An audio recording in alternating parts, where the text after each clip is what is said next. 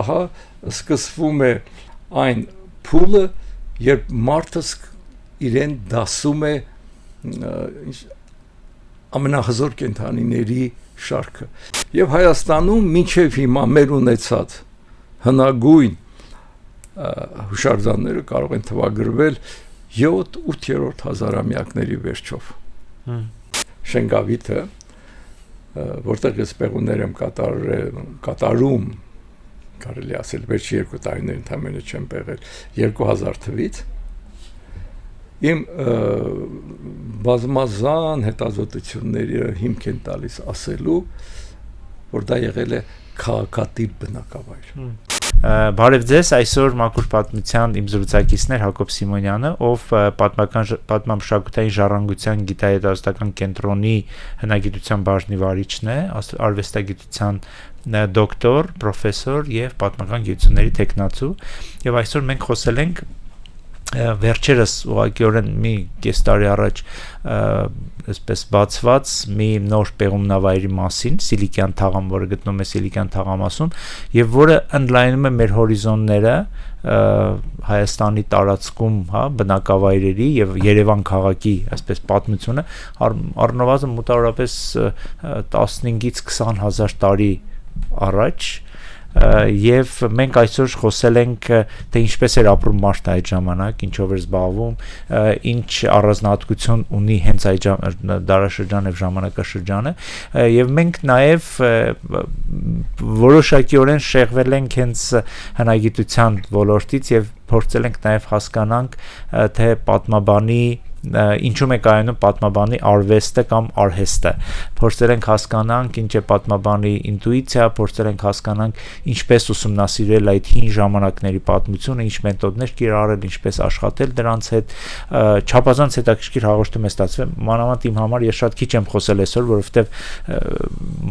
իմ զրուցակիցը այնքան փայլուն մասնագետ է այդ ոլորտի, ես առանձնապես բան չունեի ավելացնելու կամ ասելու, դրա համար անպայման դիտեք այս հաղորդումը եւ հավանեք մեզ եւ նաեւ սիրեք պատմությունը, որը շատ հետաքրքիր եւ կարեւոր է։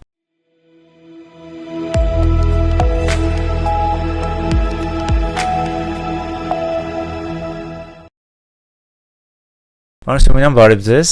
Բարև։ Շատ այսօր կարևոր թեմայի մասին ենք խոսելու, նաեւ մենք երբ որ խոսում ենք մեր հաղորդման ընթացքում տարբեր պատմական թեմաների կապված, շատերը կարծում են, որ պատմության թեմայի դե արդիական չի, ոչ թե արդիական չի, կոնկրետ այսօրվա օրվա հետ կապված չի այդքան, եւ ես երբ որ այսպես մամուլն էի նայում, հանդիպեցի, որ մեծ հայտնագործության եք բախվել, հա, եւ իմ համար էլ ճիշտ ասած տարօրինակ, որ դեռ 21-րդ դարում մենք կարող ենք նման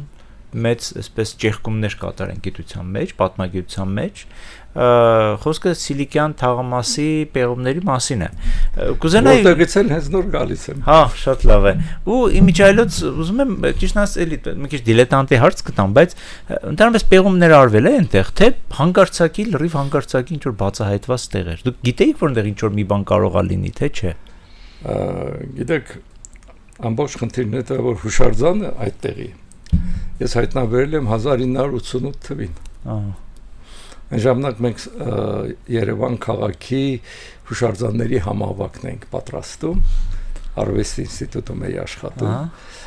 եւ այդ տարածքը ուսումնասիրելուց հայտնաբերվեց բավական հետաքրքիր օրտոստատ տեխնիկայով կառուցված կլոր հատակազով շինություններ։ Բարեբախտաբար հետո այդ տարածքի համար ստեղծվեց պահպանական գոտի։ Եվ մենք կարծում ենք, որ այստեղ մենք գործ ունենք վաղ երկաթի դարի մի հնավայրի հետ, քանի որ այդտեղ նաև պեղվել էին դամբարաններ,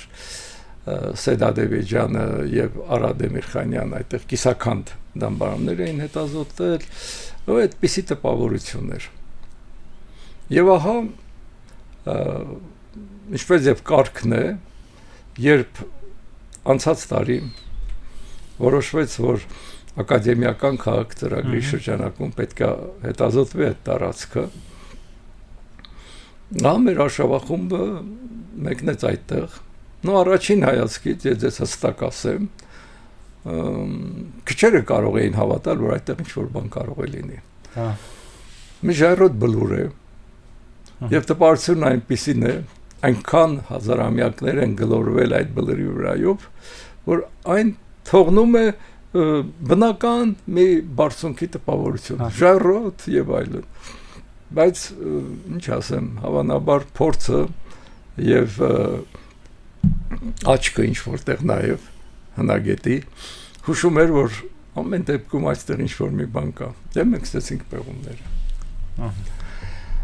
Դա 2025 թվականի նոյեմբեր ամսվա երկրորդ կեսն էր։ Մոտ էր ձմեռը, բայց ամեն դեպքում որոշեցինք հետախուզական չեք անում, չէ՞ պեղում բնականաբար։ Գիտեք, իմ կյանքը այնպես եղավ, որ ես մինչև դեկտեմբեր 31-ն երբեմն պեղել եմ։ Եվ այս իրավիճակը հուշեց, որ պետք է այդտեղ պեղումներ անել։ Եվ կատարվեց այնպիսի մի հայտնագործում, որ ոչ մեկը չէինք սպասում։ Գիտեք, հնագիտական սկզբնաղբյուրը պատմական սկզբնաղբյուր դարձնելու համար երկար ճանապարհ պետք է անցնել։ Մեկ այլ բան է, երբ բացում ես գիրքը, ընթերցում ես, կարողանում ես վերլուծել, նորովի մեկնաբանել կամ համաձայնվել նախկին տեսակետներին, իսկ հնագիտությունը դա, գիտեք, մի հսկայական գործընթաց է պահանջում, մինչև որ դա դառնա սկզբնաղբյուր։ Եվ ահա սկսվեցին պեղումները։ Պեղումների ժամանակ բացահայտվեցին վանակատից գործիքներ։ Օբսիդիանն է դա։ Այո։ Հայերեն շատ սիրուն բառ է վանակատ։ Վանակատ, հա, շատ։ Եվ ծագում է ամենամեծ վանակատի հանքավայրի անունից, որ հենց Վանա լճի ափին է։ Հավանաբար հենց Վանա լիճն է, Վանա լճի անվանումն է հիմքը այդ քարի։ Ահա մենք շատ լավ գիտենք, որ այդ տարածքում վանակատ չկա։ Այսինքն դա հստակ է, որ բերովի հումք է, իսկ եթե բերել են այդտեղ մարդը, հենց այնպես ոչինչ չի անում։ Նշանակում է, այստեղ պետք է ինչ-որ գործնեություն ծավալած լիներ։ Պեղումները բացահայտեցին նաև շատ ինքնատիպ, հսկայական բազալտ քարերից կառուցված ոլորձև, ուղղանկյուն հատակագծով կառույցներ։ Երբ մենք այդ կառույցների հատակագիծը համադրեցինք մեզ հայտնի հին արևելյան հնագույն քաղաքակրթություններից հայտնաբերված ուրեմն ճարտարապետության հետ, պարզվեց, որ սա ճարտարապետության փաստորեն ակունքներն են։ Ոչ միայն Հայաստանի համար։ Հետագայում ուսումնասիրեցինք նաև վանակատի ինդուստրիան։ Եվ պարզվեց, որ դրանք հատուկ են նախանեոլիթյան շրջանին։ Նեոլիթը մեր մոտ նոր է հայտնաբերվում եւ համարվում է, որ շատ մեծ գյուտ է, որ մեր մոտ ուրեմն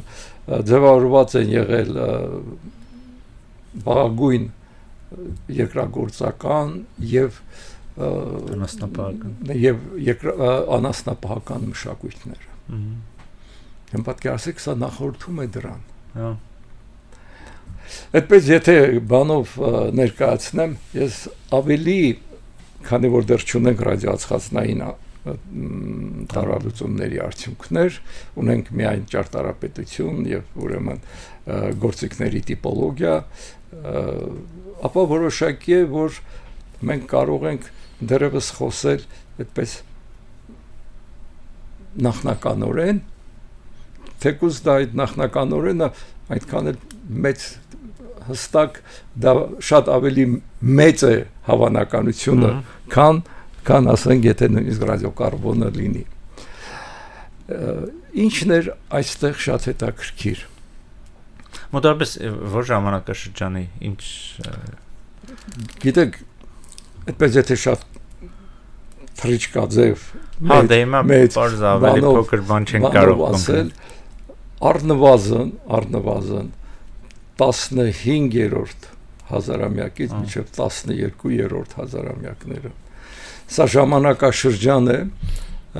որը, այդպես ասենք, Պորտասարյան մշակույթին ժամանակակից է, եթե ոչ ավելի վաղ։ Եթե ոչ ավելի վաղ։ Դուք հասկանում եք, այդ այն ժամանակաշրջանն է հետ սառցադաշտային, երբ հալվեցին վերջի հզոր սառցադաշտերը, որոնք կոչվում են Վուրմյան ժամանակաշրջանի սառցադաշտեր, եւ ձևավորվեց նոր ֆլորան ու նոր ֆաունան, ձևավորվեց մարդու նոր կենցաղը։ Հասկանում եք, մեկ այլ բան էր, երբ մարդը սառցադաշտային շրջանում զբաղվում էր հսկա կենդանիների, մամոնտների, բրդոր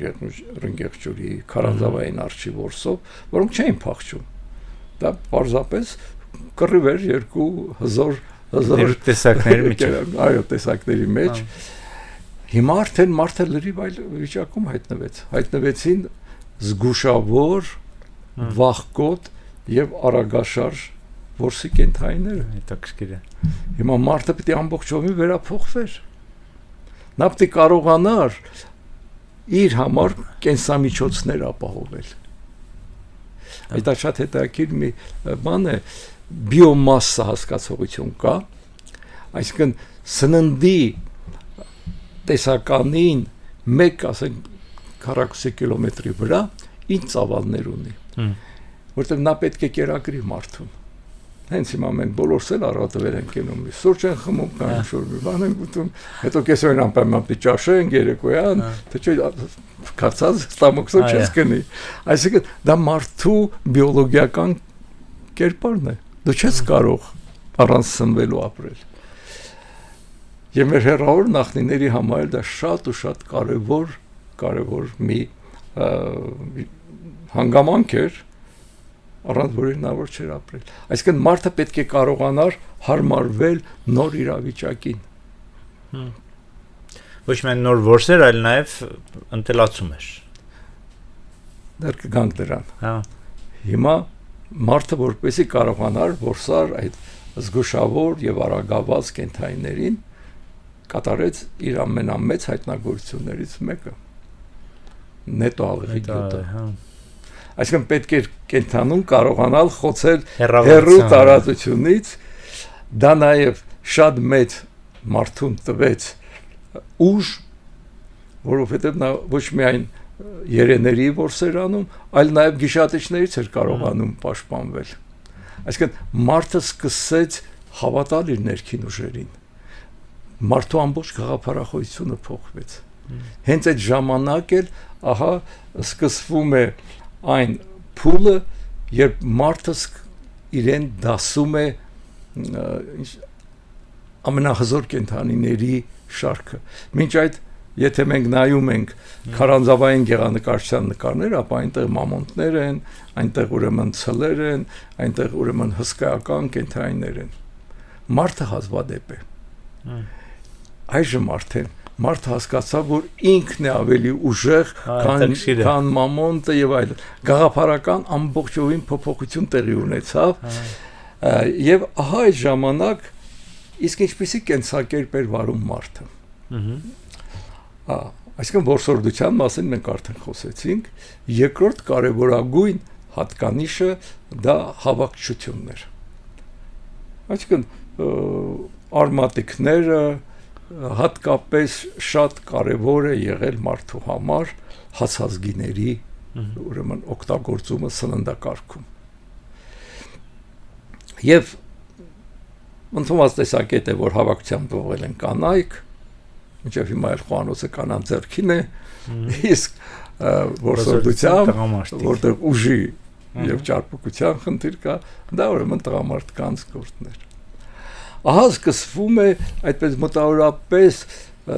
սառցադաշտի հալման ժամանակաշրջան համարում է 22-20-րդ հազարամյակները Քրիստոսի ծննդից առաջ, երբ ազատվում են սառցադաշտերից տարածքներ եւ մարդը թափառական կենքով վարելով հետևում էր որսի կենթանիներին, որպեսզի կարողանա իր սնունդը ապահովել։ Հա, եւ մեր լսողներն ասեն, որ ասում ենք սառցադաշտերը դա հսկայական ամբողջ այսպես կարող է մինչև 3 կիլոմետր հաստությամբ սառցե զրահ լիներ։ Հա, որ պատկերացնեմ, որ դա իրոք լուրջ այսպես խոչընդոտ էր, հա։ Եվ մեր մոտ սառցադաշտերը ոչ թե գալիս էին ծովերից, ինչպես հյուսիսում կամ ծովամերձաշրջաններում, այլ լեռների գագաթներից էին իջնում։ Եվ այդ մորենները մինչև հիմա էլ կան Սյունիքում եւ Արագածի։ Մորենը դա այն հետքն է, որ սառույցը իջնելուց թողնում է, ճիշտ եմ, չէ՞։ Սառույցը երբ շարժվում է առաջ, այսինքն այդ սառցե զրահը շարժվում է առաջ, իր հետևից կարծես մի ախրելի բուլդոզեր քշում է բոլոր քարերը։ Եվ այդ քարերը գլորվելով հատուկ մշակում են ստանում եւ դրանց հենց մորենների հետքերն են։ Հա։ Ահա այդ ժամանակաշրջանից հետո մարդը ավելի շատ վարում էր թափառական կյանք, որ պետք է հետևեր վայրի կենդանիներին, որոնք սեզոնային իրենց շրջագայությունն էին կատարում եւ այլն։ Այնուհետև ցակեց մեկ այլ հետաքրքիր կենսակերպ, դա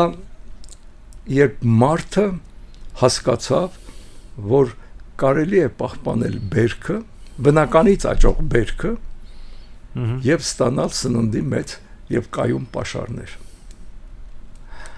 Այդ կոչվում է բարդ հավաքչություն։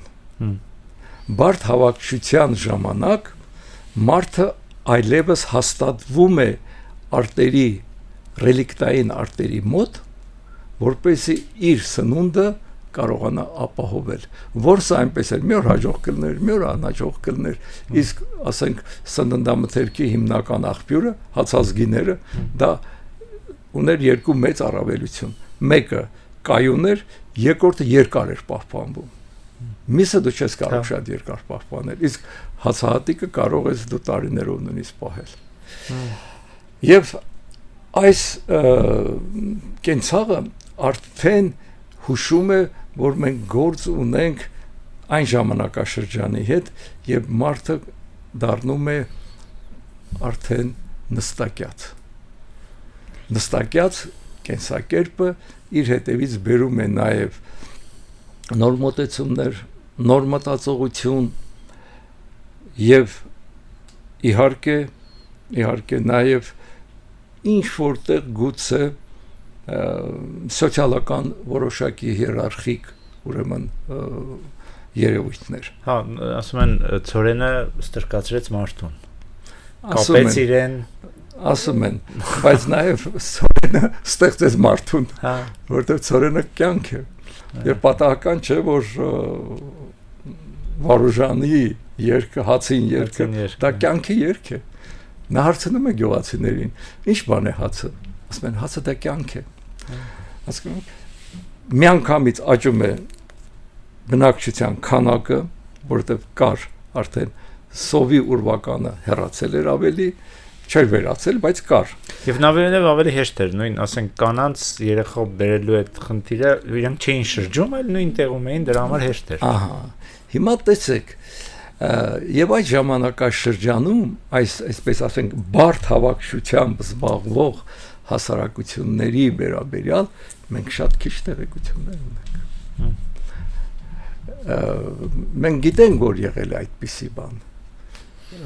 Կան որոշակի տվյալներ, ասենք Լևանտում, եւ հիմնականում մենք ուրեմն խարսխում ենք, ասենք Նատոֆինյան կամ Նատոֆինյան մշակույթից ավելի վաղ փուլերի ուրեմն հուշարձանների տվյալներով։ Դա դա միջերկրածովի արևելյան հատվածն է։ Այո, Լևանտն է։ Որի մեջ մտնում է Սիրիան, Պալեստինը, Իսրայելը։ Եվ ահա միշտ այդպիսի տեսակետ կար, որ առաջի անգամ ուրեմն հաստատվել են այնտեղ, դրանից հետո աստիճանաբար հեռացել եւ Հայաստանում մինչեւ հիմա մեր ունեցած հնագույն հուշարձանները կարող են թվագրվել 7-8-րդ հազարամյակների վերջով։ Պետք է ասեմ, կրկնակի թռիչք է կատարվում։ Եվ այն էլ որտեղ Երևանում, Երևան քաղաքի տարածքում է ամենաանսպասելի տեղը։ Հիմա ինչն է հիմք տալիս մեզ ենթադրելու, որ այստեղ այդպիսի կենսակերպ ունեցող համայնք է հաստատված եղել։ Նախ ճարտարապետությունը։ Ուրեմն ճարտարապետություն դա նշանակում է կայուն բնակատեղիներ իրենց սենյակներով, որոնց մեջ ապրել են մարդիկ։ Նո սենյակներ ասելը դա մի քիչ պայմանական է, քանի որ մենք տեսնում ենք հսկայական քարերով շրջաններ են ձևավորված եղել, որոնց միջակայքում ամրասային հավանաբար փայտեձողեր, այնուհետև ծածկել մորթիներով եւ ստացվել է վրանատիպ բնակատեղիներ։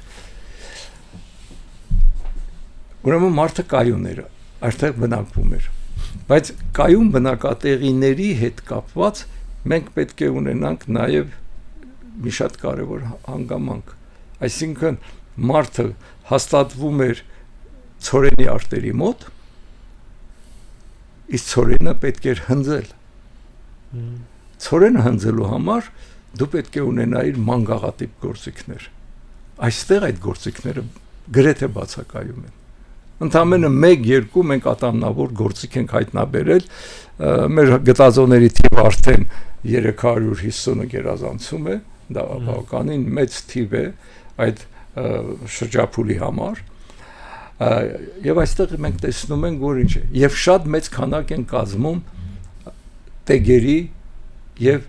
նետասլակների ծայրակալները։ Այսինքն հստակ երևում է, որ որսորդությունը կարևորագույն նշանակություն է ունեցել։ Բայց որսորդները, այստեղ պարադոքս է, չէ՞ առաջանում, որսորդները պետք է շարժուն կենսակերպանեին շրջային կենդանիների հետ, իսկ այստեղ մենք տեսնում ենք կայուն բնակատեղիում հաստատված որսորդներ։ Ինչն էր, եւ շատ կարևոր մի հանգամանք, բացակայում է կերամիկան, խեցեղենը։ Նեոլիթյան մշակույթի ամենակարևոր հատկանիշը դա ուրեմն կավանոթների պատրաստման երևույթն է, որը այնուհետև դարձնում է համատարած, եւ եթե մենք հնագիտական հուշարձաններ ենք նայում, ապա այնտեղ գերական հիմնական զանգվածը գտածոների դա կավանոթների բեկորներն են։ Այստեղ չկան դրանք։ Այսինքն դա նախակերամիկական ժամանակաշրջանն է։ Դա մի ժամանակաշրջան է, երբ մարդը կարիք չուներ կավանոթներ պատրաստելու։ Եվ այստեղ մենք տեսնում ենք ուրեմն ճարտարապետություն, զենքեր, խեցեղենի բացակայություն եւ նաեւ մանգաղաձև գործիքների գրեթե բացակայություն։ Իսկ հասազգիները դու չես կարող ձեռքով քաղել։ Նրանց ցողունների մեջ կա երկաթային մաս, որ արտակարգ ամրություն է հաղորդում հասազգիների եւ նրանք այլ է միայն սղոցելով կտրել։ Եվ հետո մենք արդեն երբ նայում ենք, ասենք հատկապես շենգակցյան մշակույթում, դա մի ահռելի քանակ են այդ մանգաղների ներդիրները։ Ավելի հին շրջափուլում, ասենք խալկոլիթյան ժամանակաշրջանում հանդես են գալիս մեծ այսպիսի մակրոլիթներ, որոնք կոչվում են հնձի դանակներ։ Այստեղ մենք չունենք դա։ Այսինքն որոշակի է, բայց մի բան պարզ է, եթե մարդուն այս տարածքը հրապուրել է, ուրեմն այնտեղ պետք է լինեին սննդի պաշարներ։ Եվ այստեղ ահա հետաքրքիր է, երբ մենք ուշադրություն դարձրեցինք, թե իսկ որտեղ է այդ բլուրը։ Բարձում է երկու կողմերից բլուրը օղակում են գետակներ։ Այսինքն ջուր։ Բլուր եւ ջուր դասական այսպես։ Այո, բլուրը դա նաեւ անվտանգություն է ապահովել, որի վրա էլ կառուցել են իրենց տները, այսինքն վերջում բարսունքը միշտ էլ ապահովություն է ստեղծում մարդու մոտ։ Իսկ բացի ջրից գետակներն իրենց հետ բերում էին նաեւ ձկներ։ Այսինքն սննդի եւս մեկ հավելյալ աղբյուր։ Բացի դրանից, քանի որ դա այնպիսի մի երևույթ է ջուրը, որը մագնիսի պես քաշում է բոլոր կենդանիներին, առանց ծառավը հագեցնելու կենդանիները չեն կարող ապրել։ Ուրեմն դա նաև հիանալի վայր էր որսորդության համար։ Հիմա եւս մի բան, ձուկ, որս պետք է լիներ նաև հացած գիներ։ Հետաքրքիր է, որ աշխարհարշակ գիտնական Վավիլովը, որ ուսումնասիրել է աշխարհի 3/4 ամբողջ երկրագնդի 3/4 բուսական աշխարհը, եկել է այն համոզման, որ ցորենի հայրենիքը Հայաստանն է։ Ինչն է նրան դրտել նման եզրակացության համար։ Նման եզրակացության համար այն է, որ մեր մոտ տասնյակ ու տասնյակ ռելիկտային ցորենի արտեր կան։ Նախակարել է ասել։ Այսինքն ցորենը ինչ է ռելիկտային արտը։ Ցորենը աճում է, հասկը հասունանում է, ընկնում է ներքև, ընկնում է հողի մեջ, նորից է ծլարձակում, նորից է այդպես տասնյակ հազարավոր տարիներ։ Դուք հասկանում եք, անընդհատ ստեղծում է ինքնավերարտադրում, դա ռելիկտային արտեր։ Եվ այդ արտերի, ուրեմն, բանը սննդա կարգը շատ նախ կարևոր է, ես ասեցի կարող ես եւ երկար պահել եւ շատ սննդարար է։ Եվ Երևանում մենք մինչ այժմ ունենք երկու պահպանված այդպիսի արտեր։ Որոնք են։ Մեկը մուշականում է, որ ժողովուրդը նաև անվանում է շորբուլաղ, եւ դա գիտեք ինչ մեծ հարստություն է։ Դա այնպիսի մի հուշարձան է, որը չգիտեմ ինձ պետք է բան, բայց այնտեղ հիմա կարծեմ աղբանոցն է, մի խոսքով։ Եվ մեկը փաստվել է ուրեմն Զովունիում։ Ես կարծում եմ, որ Երևանի ամբողջ շրջակայքը շատ պետք է հարուստ լիներ այդ ռելիկտային արտերով եւ հավանաբար այդպիսի ռելիկտային մի արտ էլ գոյություն է ունեցել Սիլիկյան թաղամասում։ Ահա եւս մի հիմք, որ մենք կարող ենք ասել, թե ինչի մարդը այստեղ հաստատվել։ Եվ քանի որ բացակայում էին կարևորագույն մի քանի բաղադրիչներ, որոնք հատուկ բնորոշ են ավելի ուշ շրջափուլին, ապա մենք կարող ենք հստակ ասել, որ մենք այստեղ գործ ունենք ամենահնագույն ուշ քարեդարյան բնակատեղիի հետ։ Եվ այստեղ ապշեցուցիչ է։ Այդպիսի վաղնջական ժամանակաշրջան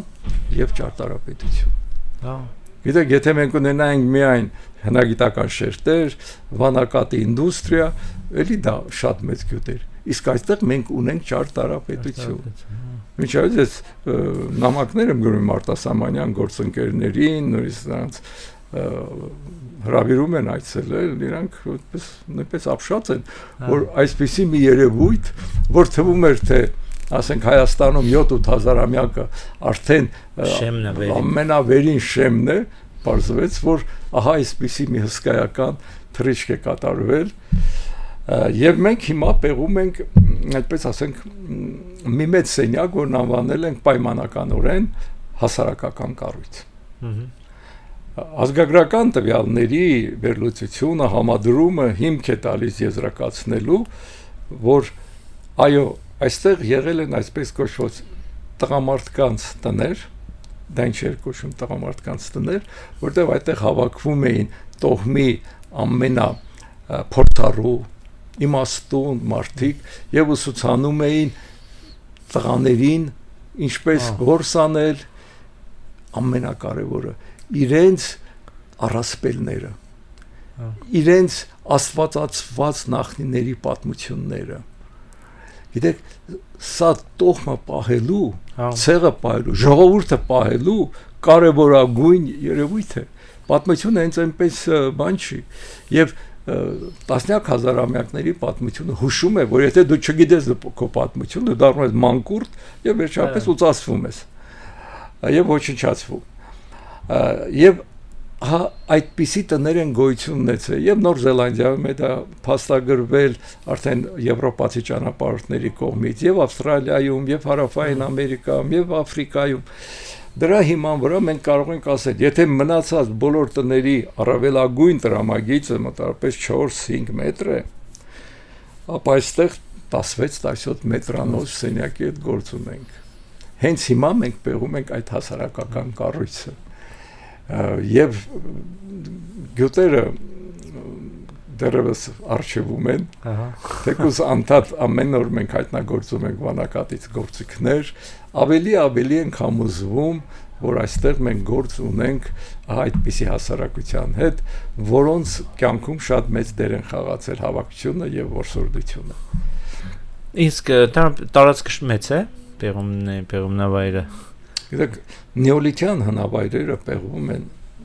չափից դուրս գուշ։ Այնտեղ չի կարելի շտապել, չի կարելի ինչ-որ, ասենք, օգտագործել բահ կամ քլունգ։ Միջնադարում դա առանձնապես խրախուսելի չի, բայց այնտեղ կարելի է օգտագործել։ Այստեղ բացառվում է, այստեղ ամբողջը փոքրիկ մալաներ են եւ ուրեմն խոզանակներ, ուրիշ ոչինչ։ Եվ ամբողջ հողը մաղվում է շատ մաղր մաղով, որպեսզի ամենափոքրիկ ցլեպները չգտնվեն։ Հիմա իսկ ինչ ինդուստրիա է այստեղ բացահայտվել։ Պարզվում է, որ մենք այստեղ բացի նետասլակներից եւ տեգիծայրերից ունենք նաեւ միկրոլիթներ։ Միկրո բառացկանալի փոքր քարեր, եթե թարգմանենք։ Փոքր, այո, Բայց ինչ է դա։ միկրոլիթոս։ Այո, փոքր քար, բայց դրանք հատուկ են մեզոլիթյան շրջափուլին։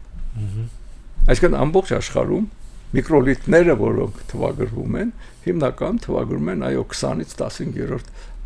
հազարամյակներով։ Եվ գուցե ավելի վաղ նույնպես կա գրաբետյան շրջանից կան ուրեմն հայտնի միկրոլիթներ եւ այլն։ Այստեղ միկրոլիթները կազմում են գտածոների մոտավորապես կեսը։ Դեռ մենք ստատիստիկ անալիզ կանենք ամենավերջում քանակական վերլուծությունը, բայց այստեղ հսկայական քանակ են կազմում միկրոլիթները։ Շատ հետաքրքիր մի հոդված վերջերս հրատարակվել է ուրեմն Science ամսագրում, թե ինչպես էին միկրոլիթները ձուկի օգնությամբ ամրացնում փայտե հիմքերի վրա, եւ այդ բազմաթիվ միկրոլիթներից ստացվում էր շատ սուր, կտրող, ծայր ունեցող զենք։ Եվ միկրոլիթների այս մեծ քանակի վրա մենք ունենք նաև մի այդպիսի նախնական դիտարկում, որ դրանք ամրացված են եղել ձուտով, ամրացված են եղել փայտե պոչերի վրա։ Հիմա այդ աշխատանքները հատկապես շատ տարածված են Իսրայելում, այնտեղ բավականին հզոր դպրոց կա քարեգործիքների ինդուստրիայի ուսումնասիրման, ես իրենց հետ ուրեմն իրենց ներկայացնում եմ մեր մոտ եղածը, որպեսզի մենք էլ կարողանանք օգտվել այդ գերժամանակակից լաբորատոր տվյալներով եւ իմանալ ինչ նպատակի համար են օգտագործվել այդ քարեգործիքները։ Հեռանկարը բացվում վերականգնելու կենսակերպ մարդկանց, որոնք հաստատվել են Երևանի տարածքում վաղնջական ժամանակաշրջանում եւ մեր մշակույթը փաստորեն կարող ենք, այդպես ասենք, ավելի ու ավելի հնացնել։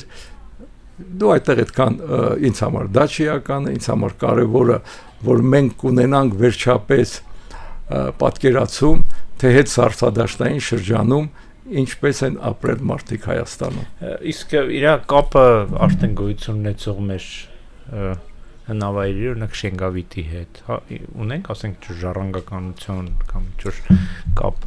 Գիտեք, ժառանգականությունը, այո, դա ամենակարևոր բաներից մեկն է։ Բացահայտել։ Մենք մինչև հիմա, եթե խոսում ենք Երևանի տարածքի մասին, վաղնջական հնավայրը Շենգավիթն է։ Այո, ասեմ մեր դիտողները, Շենգավիթը շատ ավելի հին հնավայր է, քան Երևանին։ Մենք կենտրոնանում ենք իհարկե ավելի շատ ուրարտական անցյալի վրա, բայց իմանանք, որ Երևանը շատ ավելի հին բնակավայր է եղել Շենգավիթի։ Մինչև այսօր մենք գիտեինք Շենգավիթի, բայց պարզվեց, որ Ես ճիշտ բերեք այդպես խոսենք Շենգավիթը որտեղ ես պեղումներ եմ կատարում կարելի ասել վերջի 2 տարիներ ընդամենը չեմ պեղել 2000 թվականից իմ բազմազան հետազոտությունները հիմք են տալիս ասելու որ դա եղել է քաղաքատիպ բնակավայր այսինքն եղել է քաղաք հին պատկերացումներով քաղաք դա արդեն լրիվ այլ բան այսինքն մեր 2800 տարվա Երևանը ավելի մեծ կյանք ենք մենք տալիս իրեն ուրեմն դառնում է առնվազն 4700 տարվա վաղեմության քաղաք իր պարսպով իր գաղտնուղիով իր հասարակական կառույցներով փողոցներով արհեստագործների թաղամասերով եւ այլ դա մեծ մի պատմություն է այս վերջերս մենք Ամերիկայի Միացյալ Նահանգներում հատուկ գիրք հրատարակեցինք Շենգավթի մասին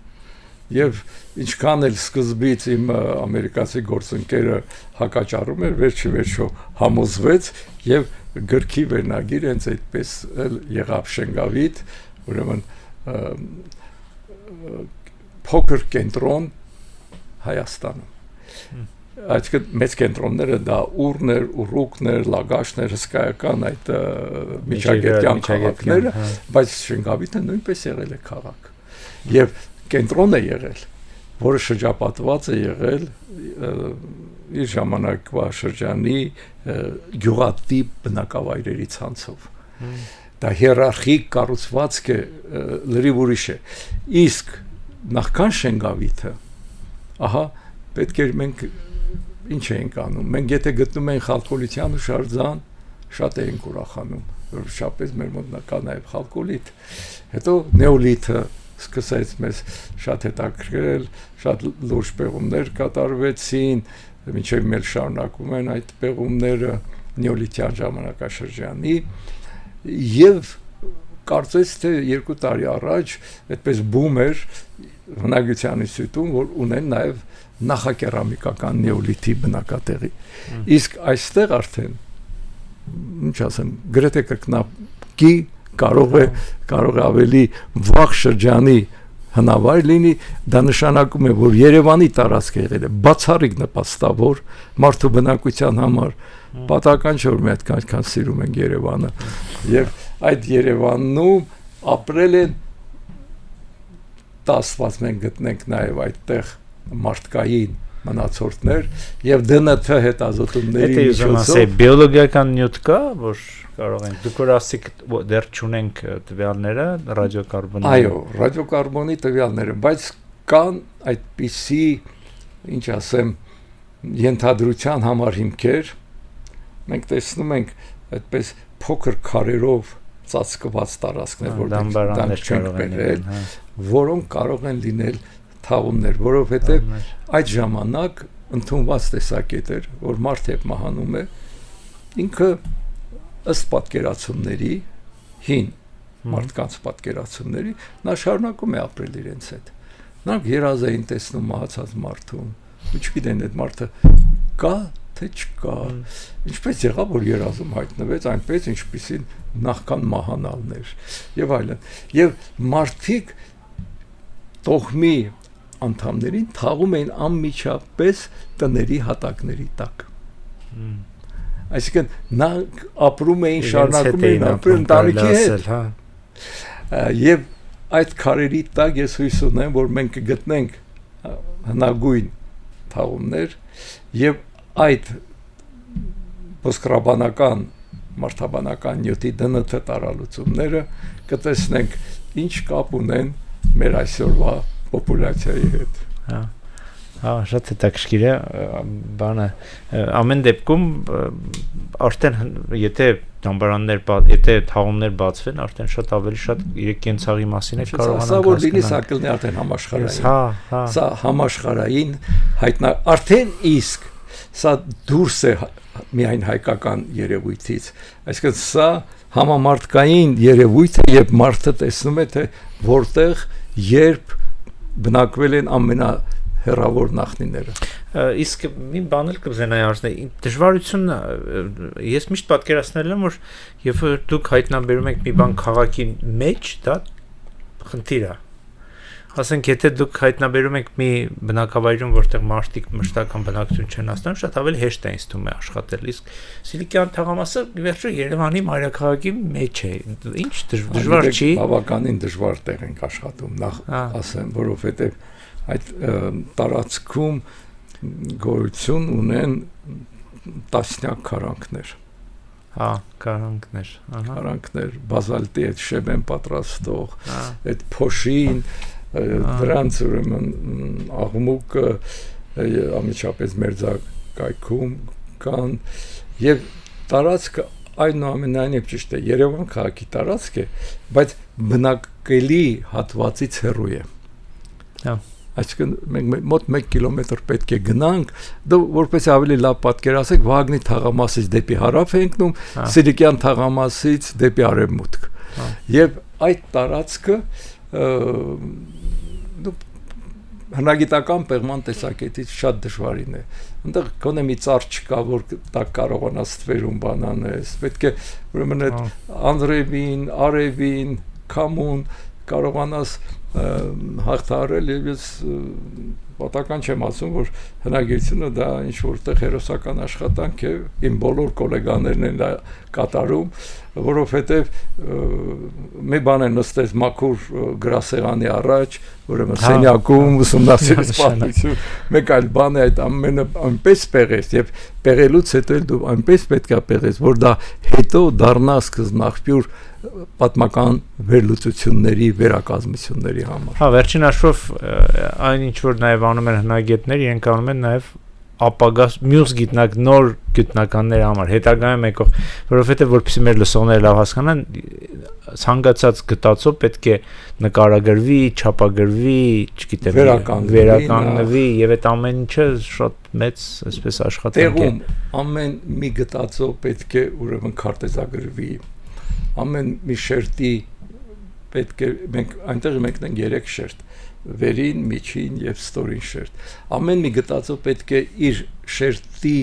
կոնտեքստում փաստագրվի, ֆիքսացվի, որ հետո կարողանանք իմանալ ինչպեսի զարգացում է ապրել հենց բուն բնակատեղին։ Իսկ որտեղ եք պահում նրանք ազգագրության ինստիտուտում, հավաքում, կուտակվում կամ աշխատանքները կատարում է պատմամշակութային ժառանգության գիտահետազոտական կենտրոնը, որը ԿԳՄՍ նախարարության կազմում է։ Հիմա դե բոլոր կարծես թե միավորվում են այդ նախարարության մեջ, բայց մենք ի սկզբանե եղել ենք այդ նախարարության կազմում եւ մենք ունենք հիանալի լաբորատորիա եւ այդ լաբորատորիան բոլոր գտածոները ամենաբարձր որակով վերականգնում են։ Վանակատի դեպքում մտածեք, եթե այնտեղ մենք մի քիչ սխալ մաքրենք, որտեղ քարե գործիքների մի մասը պատված են կրային շերտով։ Դա պատկերացեք ինչքան 15000 տարի նստվածները կուտակվել, բայց դրանց վրա կան նաև այն ձթի հետքերը, որոնք որ հիմք կարող են ծառայել ասելու, որ մենք այստեղ գործ ունենք նետող գործիքների հետ, նետասլակների հետ, ուրեմն պետք է այնպես մաքրել, որ կրաքարը առանձնացվի, բայց ուրեմն ձեթը մնա, ձեթ ասեցի, ջութը կամ կապակցող նյութը, կարող է դա խեժ է եղել, կամ ինչ-որ այլ օրգանական նյութ, որը իր հետ է թողել։ Այնուհետև գալու է այդ ուրեմն կապակցող նյութի ուսումնասիրման փուլը, որը մենք Հայաստանում դեռ չունենք այդպիսի կենտրոններ։ Մենք հիմա կիրառական ֆիզիկայի ինստիտուտի հետ փորձում ենք ուսումնասիրել այդ վանակատը, պարզելու համար թե որտեղից է բերված, որովհետև դա շատ կարևոր է։ Մենք ոնց կարող ենք բարձենք կներեք իմ ասես դիլետանտական հարցը շատ կարևոր հարց է, որովհետև շատերի համար դա անհասկանալի է։ Ուրեմն վանակատը դա հրաբխային ապակին է։ Եվ հրաբխի ժայթքելուց հետո, երբ նա հոսել է տարբեր միջավայրերով, իր մեջ ներառել է նաև այնպիսի նստվածքներ, այդ թվում նաև մետաղական, որոնք տվել են նրա գույները։ Չէ՞, մենք գիտենք, որ կա կարմրավուն, կա ուրեմն սև, թափանցիկ, վանակատի հայրենիքում նաև կանաչ վանակատ, որը կարծես զմրուխտ լինի, այդպեսի մեկը հայտնաբերել ենք, ասենք, վերին նավերի արքայական դամբարանից 17-րդ դարի, դա Քրիստոսից առաջ։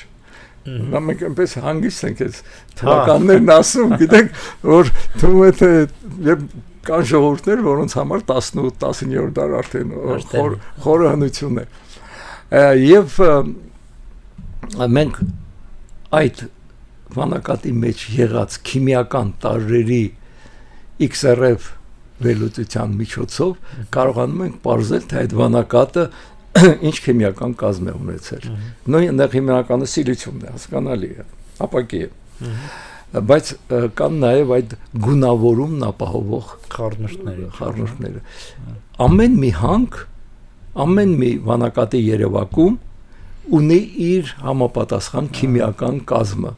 Երբ մենք կարողանում ենք ստանալ վանակատի արտեֆակտների կամ գտածոների ուրեմն քիմիական կազմը, դրանից հետո շատ հեշտ կարելի է որոշել, թե որտեղից է բերվել, քանի որ հանքերի ռեստր կա, հա, երևի, ասենք դուք ունեք ցանկ, որտեղից XRF-ը դա գործիքներ են, դա քիմիական հետազոտման, ֆիզիկական հետազոտման գործիքներ են, որոնքով նրանք պարզում են քիմիական տարրը։ Այս վերջերս բավականին լուրջ գիտաժողով տեղի ունեցավ Երևանում եւ Ջերմուկում, որը նվիրված էր ֆիզիկայի, հատկապես ядерная ֆիզիկա, այսինքն միջուկային ֆիզիկայի հարցերին, եւ հետաքրքիր է, որ նրանք ինձ տվել էին հնարավորություն, ուրեմն խոսելու ֆիզիկայի եւ հնագիտության կապի մասին։ Հա։ Եվ դա գիտեք ինչպես հեռանկարներ են բաց։ Շատ, նույնպես բոլոր կարևոր հայտնագործումները արվում են երկու առարկաների կամ ավել առարկաների հատման կետում։ Միջդիսցիպլինար հետազոտությունների միջոցով։ Հետ խոսում ենք միշտ այդ միջդիսցիպլինարության մասին, որովհետև վերջին հաշվորը դիսցիպլինները արհեստականորեն մենք ժամանակին հորինե սահմաններ ենք դրել եւ դրա մեջ աշխատում ենք, բայց վերջին հաշվով գիտելիքը ինքը սահմաններ չունի, չի ճանաչում եւ նախկինում կար մի գիտություն, հա, որը որ բոլոր հարցերով էր զբաղվում էր, հիմա դե գնացել է մասնագիտական տրոփումը, ամեն մեկը իր բանն է, բայց երբ դրանք նորից ենք միացնում, արդյունքը ցնցողելի է։ Հա, այդ առումով ես մի բան էլ ասեմ, մյուս խնդիրը բանակատի ինդուստրիայի ուսումնասիրման, դա կապված է տրասոլոգիական կամ հետքաբանական ուսումնասիրման միջոցով։ Ահա, այդ էլ խնդրում եմ մանրամասնեք մեր լսողներու իմ համար։ Հետքաբանությունը դա է, որ երբ դու ինչ որ մի նյութ ես կտրում դանակով, դանակն ավելի կարծր է, ավելի սուր է, բայց ինչքան էլ տարօրինակ է, այդ նյութն էլ իր հետքն է թողում դանակի վրա։ Դրանք շատ աննշան, աչքով անտեսանելի, միայն միկրոսկոպով կարելի է դրանք դիտարկել, հետքեր են, որոնք ցույց են տալիս, թե ինչ ֆունկցիոնալ նշանակություն են ունեցել այդ գործիքները, քերթել են, կտրել են, ոսկրի համար է, փայտի համար է, թե մսի մշակման համար է, եւ ահա այս ձևով մենք կարող ենք արդեն իմանալ, թե ինչ գործիքակազմ է եղել այն ժամանակ, ինչպես են կարողացել կենցաղ վարել եւ ինչպես են մշակել, ասենք մորթին պետք է մշակեին պարզը, բոլորս հասկանում ենք, որ մարդը պետք է կենթանում մորթին օգտագործեր, դրա համար հատուկ քերթիչներ կային, հատուկ ուրեմն ասենք գայլիկոններ կային ծակելու համար եւ այլն, ոսկրը պետք է մշակեիր, փայտը պետք է մշակեիր, եթե մենք գտանք այդպիսի մի հետքաբանական հետազոտում, ապա փայլուն արդյունքներ կունենանք, որտեղ կվերակազմվի տնտեսաձևը։ Հա, եւ կենցաղ էլի, ասենք ամենօրյա մարդկանց գործը։ Պատկերացնում մենք իմանում ենք ու մինչև որտեղից են բերել։ Պատկերացնում ենք ինչ դժվարին իրավիճակ է եղել, վտանգներով լի, վայրի գազաններ, ահռելի քանակությամբ, ուրեմն թշնամական ցեղեր եւ այլն, եւ դու պետք է գնայիր հասներ մինչև Վանակատի հանքավայրը եւ այն բերեիր։ Ինչպես է դա բերվել։ Իրենք են ներկրել, թե դա արվել է, ասենք, այդպես շղթայական ապրանքափոխանակության միջոցով։ Այսինքն մի ցեղը ունեցել է վանակատ, այդ վանակատը տվել է մեկ այլ ցեղի, որը ունեցել է անասնապահություն, այսինքն ոչխարը տվել են, ստացել են վանակատը, այնուհետև ցորենը տվել են ոչխար ունեցողին եւ վերցրել են վանակատը։ Այսինքն սա այդպիսի շղթայական, առևտրական, բանը ու շատ երկար է պահպանվել, ընդհանուր մինչև երկրորդ հազարամյակ սա շատ տարածված երևույթ է եղել, եթե ոչ ավելի բաներ, նույնիսկ յուղական վայրերում մինչև հիմա էլ կա օրինակ որ ապարանից կարտոֆիլը վերցնում են, տանում են, փոխում են, ասենք Սևանում զկան են, կամ ինչ-որ բանում։ Այս երևույթը լտեսենք երբ է ծագել։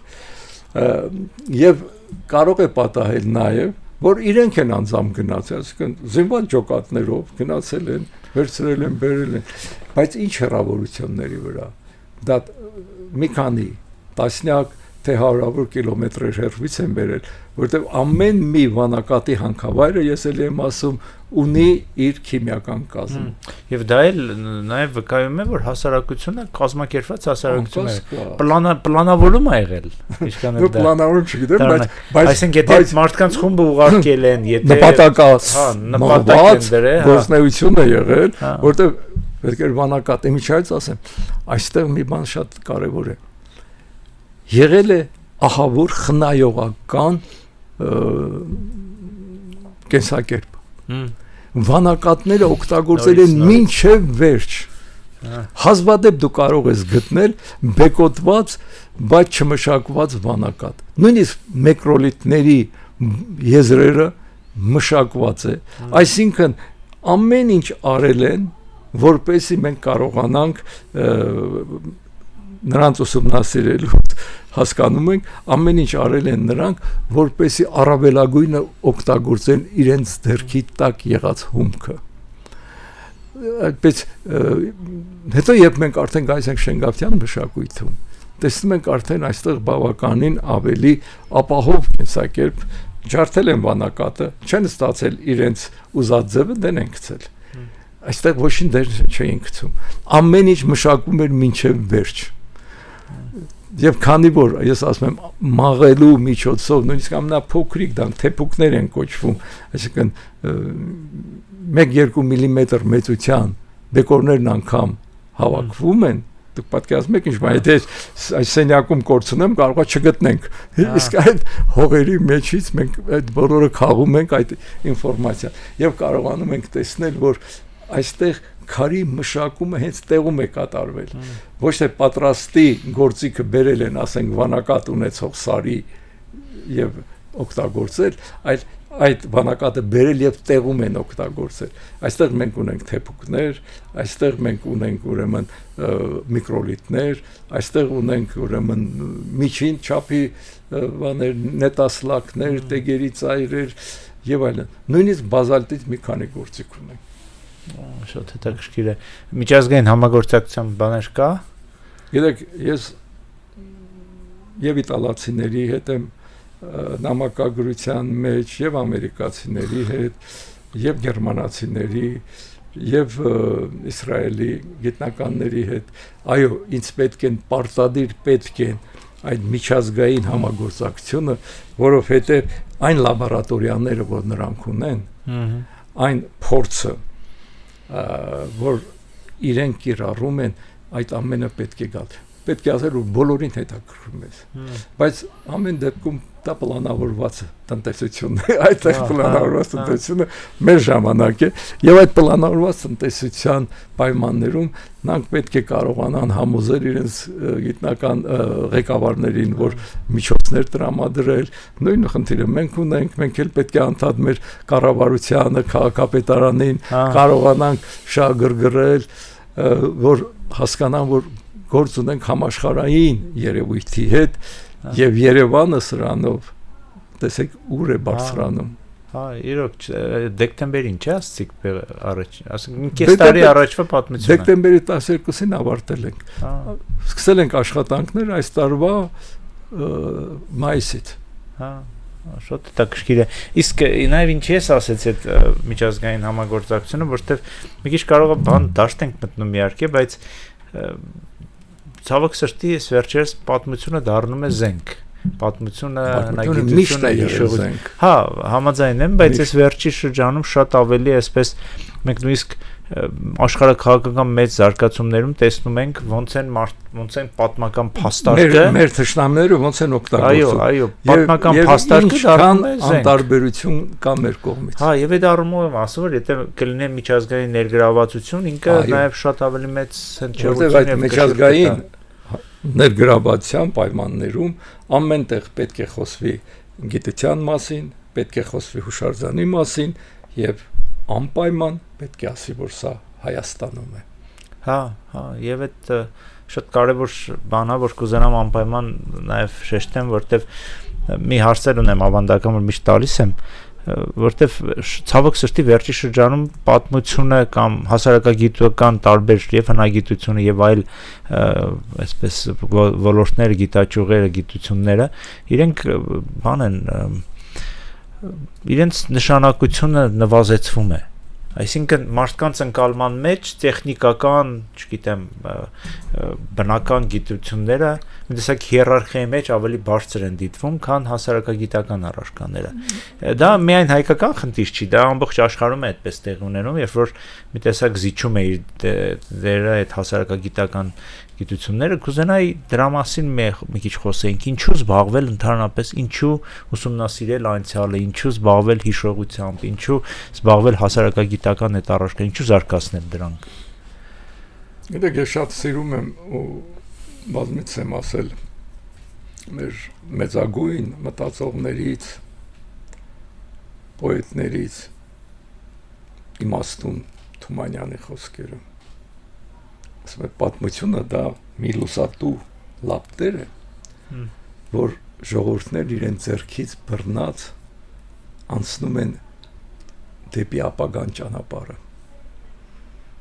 Եթե դու չունես քո պատմությունը, եթե դու չունես քո անցյալի մասին պատկերացումները, դու դառնում ես մանկուրտ։ Դու ընդհանրապես մի ժողովուրդ ես, որ ապրում է միայն բիոլոգիական պահանջները բավարարելով, առանց հոգևորի։ Իսկ մարդը հոգևոր էակ է,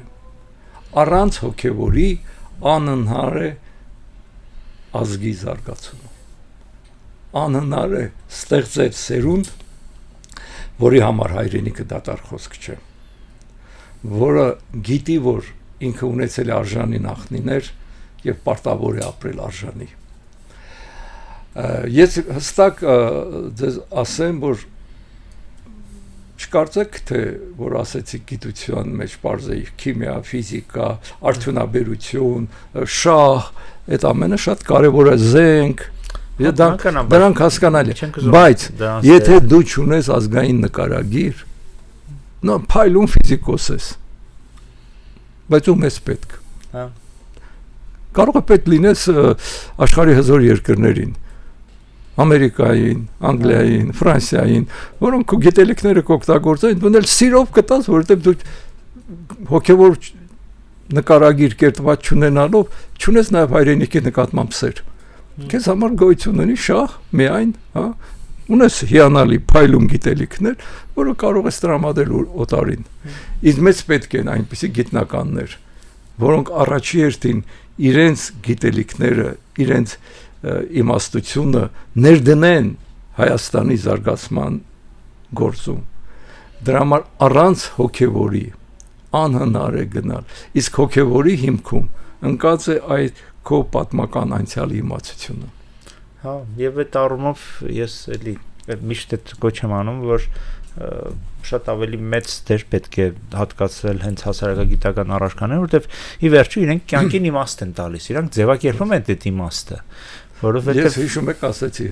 գոյություն ունեին հասարակական տներ։ Հա, Հա, որտեղ իրենց ազգի փայլուն ավանդույթները, օրինակ էլի։ հերոսությունները,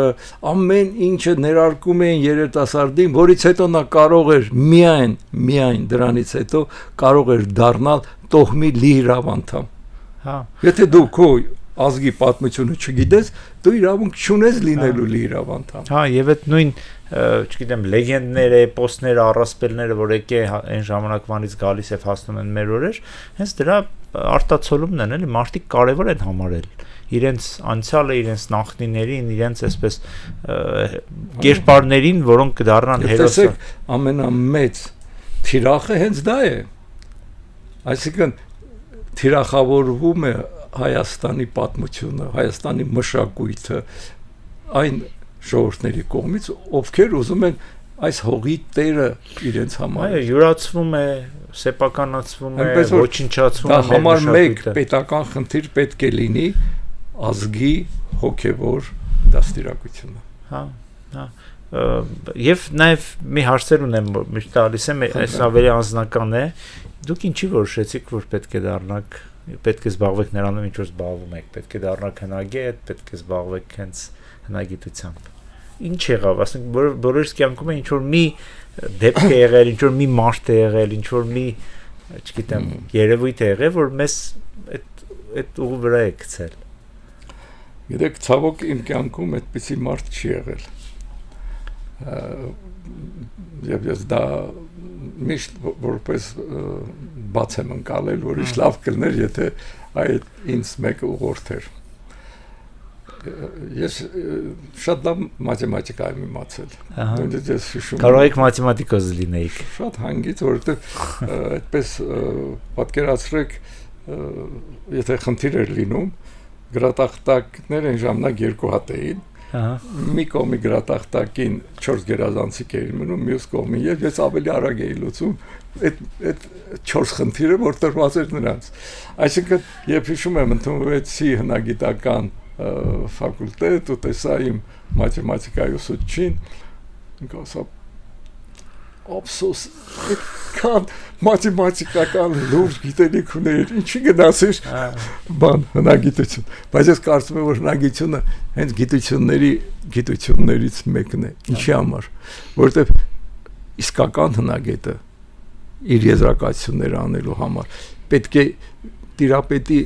առնվազն 1 տասնյակ գիտությունների, ուրեմն մեթոդներին եւ հնարավորություններին, որպեսզի կարողանաս։ Իսկ որպեսզի ավելի հստակ լինի, ես ասեմ, որ ես չափից դուրս հետաքրքրասեր եմ եղել եւ անընդհատ ուզեցել եմ իմանալ ինչ է եղել, երբ է եղել, ով է ստեղծել։ Դա արդեն հնագիտության բնագավառն է, որը ես ընտրեցի։ Այս քիչ մի գիրք բան կարող է եղած լինի մանկության շրջանում, որը իմ վրա շատ հսկական ազդեցություն է թողել Կերամի գիրքը, աստվածներ, դամբարաններ, գիտնականներ։ Եվ այդ օր դու զգում ես, որ ամեն օր դու նոր հայտնագործություն կարող ես անել, դա հնագիտության բնագավառն է, որ դու կարող ես այնպիսի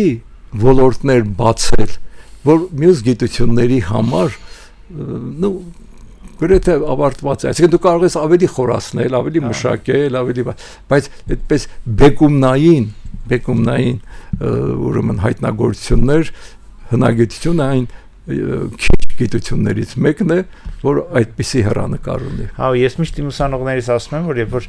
դպրոցական դասագրքերի մասին ենք խոսում, ես ասում եմ, դե ուշ շրջանները կարելի է թողնել, բայց ու ինչքան էլ զարմանալի չլինի, ամենաարագ փոփոխվող տեսությունները, հայտնագործությունները հենց սկզբնական են դասագրքի հենց առաջի հատվածին են վերաբերում հնագիտությանը, որովհետև օրինակ այն հնագիտությունը, որը ես եմ անցել դպրոցում, այսօր արդեն հնացածից հնացած եմ նույնիսկ, էլի։ Լրիվ համաձայն եմ։ Իմիջիայլոց ես հիանալի դպրոց եմ անցել, ասպիրանտուրային ես ժամանակ Լենինգրադում եմ անցել, Պետերբուրգում, Պետերբուրգի հնագիտության ինստիտուտում պատկերացրեք 500 գիտնականներ աշխատում։ Այդպիսի կենտրոնացում գրեթե աշխարհի ոչ մի տեղ չկար։ Եվ ինչ գագաթներ էին աշխատում, եւ հիշում եմ իմ ղեկավարը Վադիմ Միխայլովիչը, ուրեմն ասում էր, որ այ հիմա հնագիտության պայթունի ժամանակն է։ Հավաքվել է հսկայական նյութ եւ այդ նյութը պայթելու է եւ ամբողջովին վերափոխի մեր պատկերացումները հին աշխարհի մասին, հին տեխնոլոգիաների մասին, նաեւ հին ուրեմն աշխարհընկալումների, փիլիսոփայության, մարտեակի վերաբերյալ մեր պատկերացումները, այո, հիմնովին փոխվում են այսօր եւ դրան շատ օգնում են նաեւ ճշգրիտ գիտությունների մեթոդներով Պետք է ասեի նոր մեթոդները, որը ներմուծվում են գիտության մեջ, էլի սա էլի մի տեսակ ես միշտ այդ հերավար բանավեճ եմ ունենում բնական եւ ճշգրիտ գիտությունների հետ, միշտ ասելով որ պատմությունը կամ հնագիտությունը նույն ճշգրիտ գիտություններ են, չի այդքան թերագնահատվում, որովհետեւ դու նույն թիվը հաշվելու համար կիրառում ես բազմաթիվ մեթոդներ, համեմատական վերլուծություններ, մանավանդ հիմա ճիշտ եք ասում վերջի տարիներին այդ նորամուծությունները տեխնոլոգիական մեզ լրիվ այլ մակարդակի վրա են դնում։ Գիտեք, այսօր ես մի բան լրացնեմ ձեզ, ամբողջ խնդիրը նրանում է, որ անկասկած եւ ես այդպես եմ ընդունում, շատերը կան այլ կերպ են ընկալում, օրինակ հնագիտություն համարում են անթրոպոլոգիա, համարում են ճշգրիտ գիտություն, համարում են ոչ պատմական։ Հա, այդ գիտեմ, ես ձեր գոլեգաների հետ դրա մասին շատ եմ խոսել, իրենք էր ասում։ Բայց ես խորապես համոզված եմ, հնագիտությունը դա պատմական դիսցիպլին է։ Հա, դուք այդ ուղղությամբ կողմնակից եք։ Այո, ես ասում եմ, հնագիտությունը դա պատմություն է, որովհետև պատական չէ, որ Մարքսը ասել է կամ մի գիտություն դա պատմությունն է։ Այլ հարց է ինչպես ենք մենք մեկնաբանում։ Հիմա տեսեք, մեր գտածոները պատկերացրեք, այդ խճանկարի փոքրիկ դետալներն են, որոնք դու պետք է միացնես, միավորես, ու puzzle-ը ինչպես են հավաքում, կամ բան, եւ ստանաս հին պատկերը։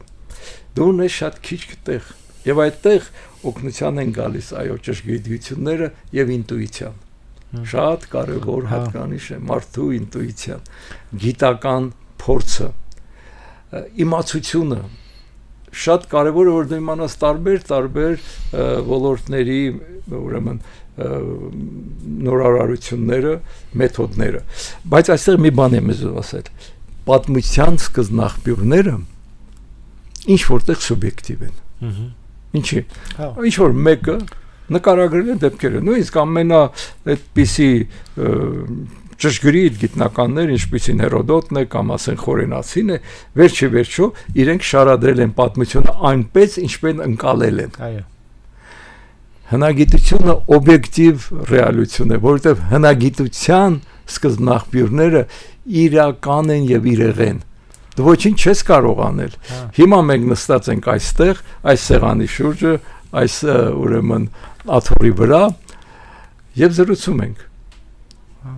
Մենք կարող ենք ունենալ այն, ինչ այսօր ունենք։ Հետո պետք է պարզել, սա ներկրված է, թե տեղում է պատրաստված եւ այլն, բայց 50 տարի հետո լրիվ այլ սեղան է լինելու, լրիվ այլ նյութից պատրաստված աթոռ է լինելու եւ ամեն ժամանակ ունի իր ուրեմն նյութական հիմքը եւ հնագիտության մեջ դա կոչվում է օբյեկտիվ ռեալություն։ Դրա համար հնագիտությունը ինչ որտեղ այո, ճշգրիտ գիտություն է։ Այդտեղ սուբյեկտիվություն չկա սկզբնաղբյուրների մեջ։ Սուբյեկտիվությունը վերծանման, իմաստավորման մեջ է։ Բուն ինքը նյութը, որի վրա խարսխված է հնագիտությունը, իրեղեն է, իրական։ Ի վերջո հնագիտության նյութը դա այն նյութը չի, որը մարդիկ ստեղծել են, որպեսզի ապագայում այն դառնա ուսումնասիրման առարկա։ Հա, պատմաբանը երբ որ գրում էին, գիտի որ ապագայում դա կաշտալու են, ինքը ուղղված է ինչ որ մեկին։ Իսկ այսպես եւ ես միտեղ կաշտացի, չեմ հիշում, որ հեղինակի մոտ եմ կաշտացել, որ ասում է, չգիտեմ ինչքանով է ճիշտ, որ ասում է հնագետի ամենա երանելի գտածուն դա աղբավայրն է, այսինքն հնագիտական մի տեղ, որը եղել է ժամանակին մարդիկ այնտեղ աղբ են ուղղակի նետել եւ դա կարող է ցույց տալ այդ ժամանակի եւ քանի որ ասենք Շենգավիթում աղբատար մեքենաներ չեն եղել, նրանք իրենց աղբը հենց թողել են տեղում եւ այդ շերտ առ շերտ բարձրանալով, այսինքն ջարդված կավանոթ է, կորցված իր կամ ասենք թե շինարարական հումարիոսի բեկորներ են, այդ ամենը հավաքելով եւ մենք տեսնում ենք թե ինչպես առանձին բլուրներ, որոնք սովորաբար կոչվում են թեփեներ, աճում են մինչև 20-30 մետր։ Այսինքն մարդը այդտեղ անդադ ապրելով իրենք այդպես այդ շերտը բարձրանում է, ես ասում ժամանակ չկային աղբատար մեքենաներ, կամ փոսեր էին անում, տնտեսական փոսեր են, եւ դրանց մեջ էին անթեղում իրենց ոչ պիտանի նաեւ ուտելիքը չէ երևի նաեւ ուտելիքը ասենք մնացորդները ոսկորները եւ մյուսը իհարկե դամբարաններն են հա որտեւ դամբարանը դա լրիվ այլ մի հնագիտական ոլորտ է որտեղ առ այսօր են մարդը որ մահանում է թաղում են եւ թաղվածի հետ դնում էին իր անձնական իրերը բոլոր այն ժամանակին բնորոշ տիպերով, ձևերով եւ տեսականիով։ Հա, ու մի բան է խոսքից խոսք է բացում թեմայից թեմա, բայց սա շատ լավ է որ նշեցիք, որտեղ իմ մոտ միշտ այդ գազում է եղել գիտական ինտուիցիա կոչվածը։ Իմ մոտ էլ է շատ եղել, որ դու ինչ որ մի թեմա շատ ես ուսումնասիրում, կամ մի բան, որը դու չունես դեռ ապացույց, բայց դու ներքին ինտուիցիայով զգում ես, որ սա պետք է այստեղ լինի, այս բաց սպիտակ կետը կամ, չգիտեմ, մոխրագույն այդ գոտին, որը դեռ չես լրացրես, բայց դու արդեն պատկերացնում ես, որ դա պետք է, հետո մի օր դու մի տեղ ինչ-որ մի աղբյուրում, ինչ-որ մի հղումում գտնում ես, եւ դա այդ ուզում եմ նաեւ կիսվեմ, հա, այդ իմ զգացումներով մեր լսողները, դա գիտնականի այդ ամենաերջանիկ պահերից մեկն է, որ դու այդ ինտուիցիան, որը դու ունեիր, ինքը հաստատվում է իր իրական բանը, ուզում եմ ձեր մոտ է հաստատ կլինի այդ հիմա տեսեք, լրիվ շատ հետաքրքիր թեմա է ամբողջ խնդիրը նրանում է, որ որոշ գիտնականներ արդեն կարծում են, որ գիտական վերլուծությունը արդեն կարևոր չի, ռադիոածխազնային մեթոդով դու որոշում ես տարիքը, գտնում ես քիմիական անալիզների, ֆիզիկական հետազոտությունների, որտեղից են բերել, ինչպես են պատրաստել եւ այլն, կարծես թե գիտնականի դերը վերանում է ընդհակառակը Գիտնականը ստանալով այդ ամենը բարձրանում է լրիվ այլ մակարդակի։ Գիտեք, դու պետք է իմանաս պատմություն, պարտադիր, որովհետև նույնիսկ այն փոքրիկ տվյալները, որ մեզ են հասել սեպագիր կամ գրավոր այլ աղբյուրների միջոցով, դու պետք է իմանաս։ Դու պետք է պարտադիր իմանաս նաև ավանդույթները, առասպելները։ Օրինակ դեռ սիլիկյան բնակատեղին հայտնաբերված չէր։ Ես մի քանի ելույթներում արդեն խոսում եմ այն մասին, որ Հայաստանը եղել է այդպիսի կենտրոններից մեկը։ Հայաստանը եղել է ուրեմն անասնաբուծության եւ երկրագործության հայրենիքներից մեկը։ Հիմքը ո՞րն էր։ Հիմքը ես արդեն մեկ ասեցի ռելիկտային արտերն էին, վայրի կենթայիների տեսականին են եւ առասպելները։ Հիմա ես absol ժամանակը Չէ, խոսենք։ Հիմա տեսեք, սիլիկյան բնակատեղին կարծես եկավ հիմնավորելու մեր հին ասքերից մեկը։ Ահա, որ մեկը։ Ուրեմն եւ իմ այո հարգարժան ղեկավարը, ասպիրանտական ղեկավարը Վադիմ Միխայլովիչը ուրեմն անդադ էր ասում, որ ամենահին ուրեմն ֆոլկլորի նմուշները վերաբերում են երկրագործությանը, երկրագործության նվիրված լինելուն, եւ այստեղ ամբողջ աշխարհում ես չեմ վախենում այդ բառը ասել, չկա մեկ այլ ժողովրդի միֆոլոգիայում այնպիսի մի բան, ինչպիսին այն մեր առասպելաբանությունն է, որը ֆոլկլորի միջոցով հասել է մեզ։ Ինչպես շունը աշխարհը լցրեց հացով։ Ահա։ Ֆանտաստիկ մի բան է։ Պատմեք էլի, հա, էլի պատմեք, ես օրինակ չգիտեմ դրա մասին։ Այո։ Ուրեմն ասում եմ աշխարհում սով էր։ Քաղցած շունը այնքան երկինք նայեց եւ այնքան ոռնաց, որ երկնքից մի հատիկ ընկավ։ Տերը վերցրեց հատիկը, ցանեց, ստացավ հաց եւ աշխարհը լցվեց հացով։ Հիմա պատկերացեք շուն եւ երկրագործություն։ Շունը ընդհանրապես կապ ունի հորության հետ եւ որսի հետ։ Այո, այստեղ ես մի գլուխ եմ նվիրել իմ վերջերս հրատարակված գրքում, որ անգլերեն լույս տեսավ, Հայաստանի հնագույն արվեստը։ Դա հենց սկսվում է այս Սիլիկյանի ժամանակաշրջանից, ընդգրկում է արվեստի բոլոր ոլորտները, ներառյալ վաղ բրոնզի դարը, այսինքն Շենգավիթը ներառյալ։